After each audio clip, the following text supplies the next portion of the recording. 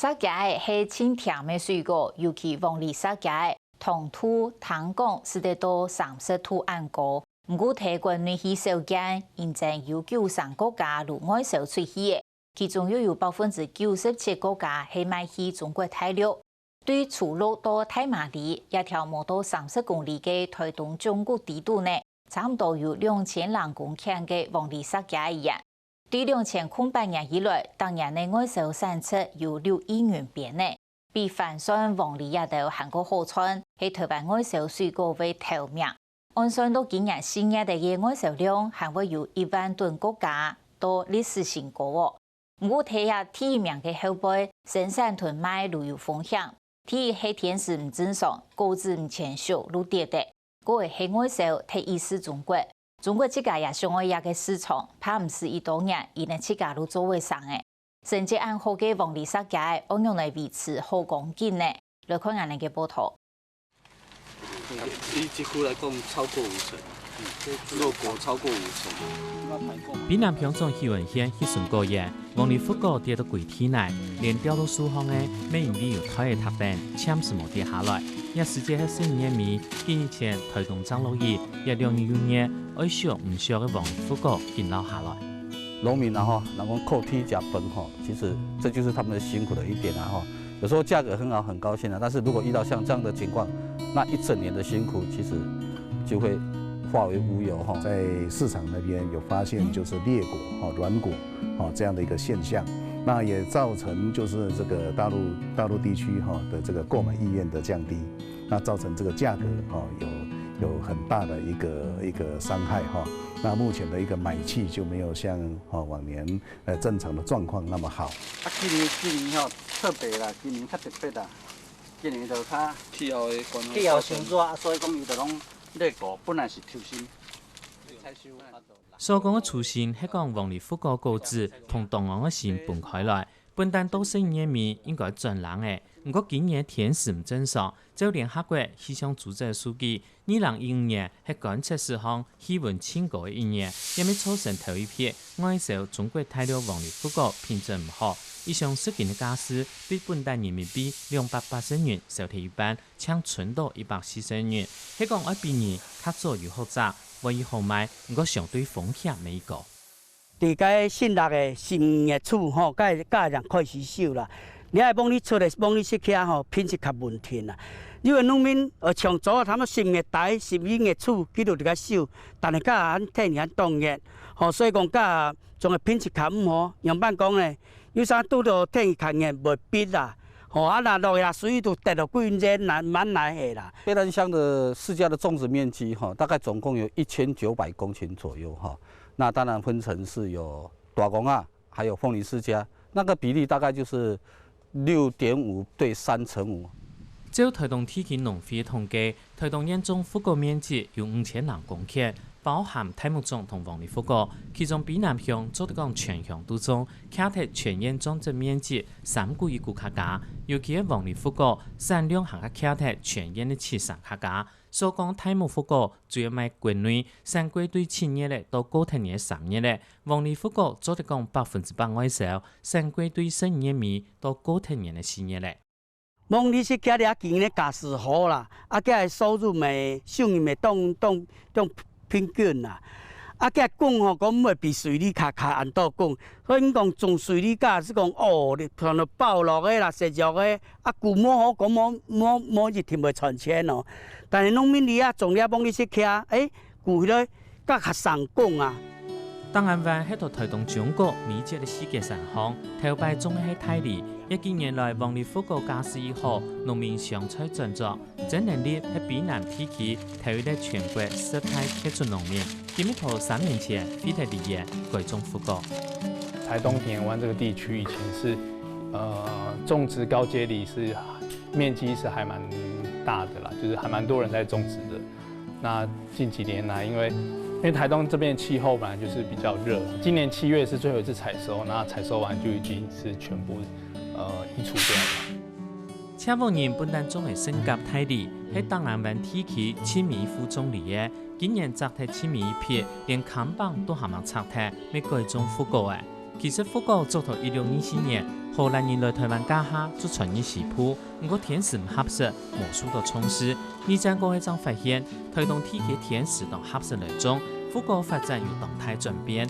推动演讲，王建田还记得，世界下不卡咩种富国，其做负责摘熟嘅。2008年，推动富国开始外销，09年嘅当选演讲，就带领农会同农民向农委会争取成立外销专区，免设立外销的起货场。我念国小或国中的时候，放学国小放学，书包到家里以后，书包丢了就会先院子里面绕一圈。那几棵释迦树就去笋起来啊，然后看手软的就把它拔下来。那个时候是我的负责的工作。最早还是在凤梨世家，还是在斑鸠，就是卑南乡斑鸠这一个地区整个发展起来。那目前发展比较好的，其实都是稍微比较靠近山边稍微冷凉一点点。那这个对凤梨世家果实后期的发育会比较正常一点。过差不多3-4年，1礼拜就做在摘了啊。它熟度都已经够了啊。像这个的话，是第2批的嘛，可能就公园后差不多弄6个月处2家就做在收的啦。富国农民一般都会分批种，后半王梨富国做得摘200克价，同富国共样，王梨富国未对外国传入来嘅。原产地美国佛罗里达州用lang子、番荔枝同番荔枝插搞出来，1960年将传入台湾家下。农民唔伫嘅提醒，抢到佢准一般的富国来估，冇想到此延续热田的果子唔好看。1988年将发现，寒天出的果子唔惊冷，又太又甜。刚开始引进来的时候，就是下7口它就生了，自然生的，但是生起来全部都裂开了，不要了。但是在某种状况是台风啦，是改良场的技术指导，后来发现说第二期采收的凤梨世家是一级棒了。那这个作物有一个很大的一个特色，就是它开花是雌雄同花，但是它的开花时间不一样，所以着果率不稳定。那为了克服这个问题，所以我们也研发了人工授粉的技术，然后把它推广给农友，让这一个产量大增。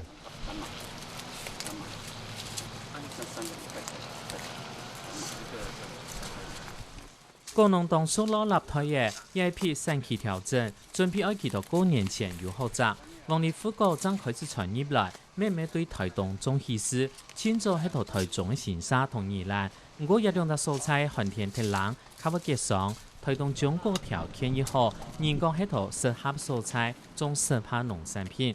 對出路都太麻利，一條短還冇30公里，減嘅2000公頃王梨富國田，一年創造出6億元外銷產出。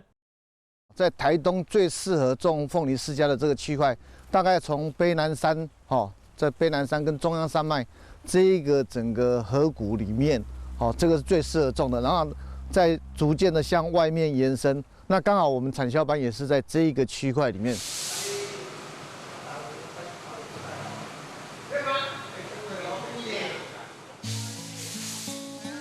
2020年，果農將王梨富國送到外銷起貨場，準備要出貨。一般來講，果農都會對大組開始摘，當主整理好，2020年送到起貨場，偷壓趕工裝箱，再到高雄港出貨去中國大陸。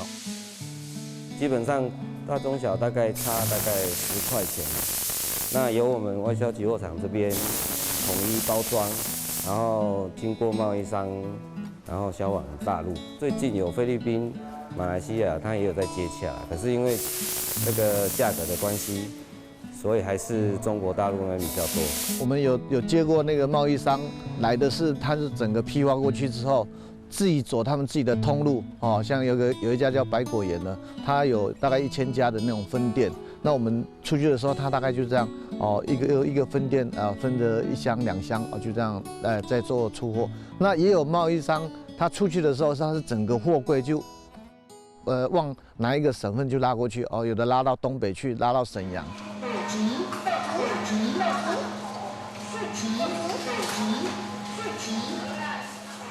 先看机场的分级好，再传到包装区。对生意面其实规则外销是否创作无限之差，也也无限。一方面，王立富讲无变变5两年做熟的；另外一方面，当年做出货，金别说金要做摊。照农会统计，王立富讲对2008年开始外销过后，陆续超过的反算，王立同江州也有太重的出口高资，喺台湾外销高资头名。不过一只头名，少有97%客家始终都太弱市场。任何一个水果的产业哈，它大概有一个高峰期，这个高峰期我们都要大概给它归纳起来，大概是10年一个高峰期啊。那这个高峰期过了之后，它是不是能够再起来？这就是一个问题了。那凤梨世家章从82年、83年那时候刚刚1斤哦，就是农民实得200块，一直到了92年，可能跌到剩下1/8到1/10的价格。喺讲10年存翻100，对2008年算起时，高峰期大概抢存到2-3年。实际上，王立富国产业本台东农民有赚到钱，桃园一公顷年收到8万元客家，利润大概60万元。对岸连高科技产业都想尽办法想超过台湾。规则中国所寻到一只天时条件拄好素材，当家之中的起来。民农村长文耀同三手班长张正雄，两山对认证同人工授粉技术有创新，先后得到全国10大杰出农民，每对岸当初客想抢去听众对象。他们透过很多关系，就是说引用我们这边的技术啦，还是招待我们过去看可不可以种啦。但是我们也曾经我们整个班也带过去看啦，说是不是要去那边投资了。第一，他们的气候就比较不适合，但是他那个土地是非常广，如果被它种起来的话，那真的是我们这边真的是会惨兮兮啦。凤梨世家价格很好，当地的农友或政府机关一定会想办法辅导或种植这个凤梨世家。但是现在有没有？其实我们去年有去考察过，那在中国大陆其实有一部分地方已经有所谓的生产基地啦，他们有在种植。其实农政单位慢慢无善忙，不过王立富国都接下来包装运送到通路上架，天初头2礼拜内完成，希望一定会变软变熟。安样，除非係空运，冇辦法買到美國、加拿大同亞洲國家。附近東南亞因為加斯卡高冇手頭，日本、韓國因為高大溫殺權嘅檢疫嘗試，為喺王立富國亞叫睇嚟唔會少，最尾搶存到中國大陸也得蔬菜好賣。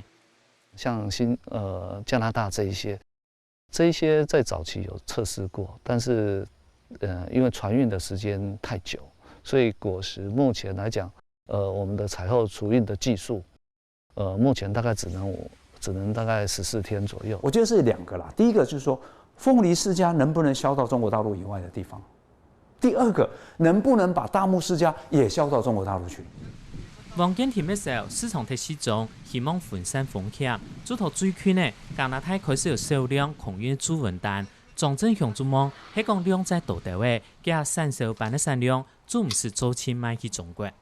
像現在加拿大他也在談，那我們整個產銷班我們就有個共識，如果有這種機會，當然我們盡量說，如果可以的話，讓我們來嘗試。頭擺台灣當到企業，兼在中國發展起來，做本其長期嘅。王建田認為，對政府同農民都知道有危機，農業同工業共樣，沒有替代方案同彈性。比如講推動頭擺，種青島係包邊農用嘅農業，就算政府局咩轉嚟轉去。長遠來講，係講我打開外銷市場，做3網針對幾隻國家做通關檢驗調整。連中國大陸也要驗農藥殘留，也一樣啊。那很多其他的地方，那更嚴格啊，果實印的啦，或者你要是什麼生產履歷的啦，要求很多，所以變成就是說，假如未來真的有心要朝這個方向去做，就要開始去想辦法去改變。那不能說。他們不可能威脅到我們，那一定會有機會。那我們只能說，我們繼續往前走，好，我們跑得讓他追不上。那這樣子的話，可能產業才能夠持續的發展。外銷美元就有按好講緊，不是有天時唔正常威脅，仲唔好等到批國中嘅農民就冇得競爭力。王立富國要維持又好輸又好賣，正確觀念係。永久將品質變體業，加強用藥安全，唔好減價同人競爭，做到得一切都有成功。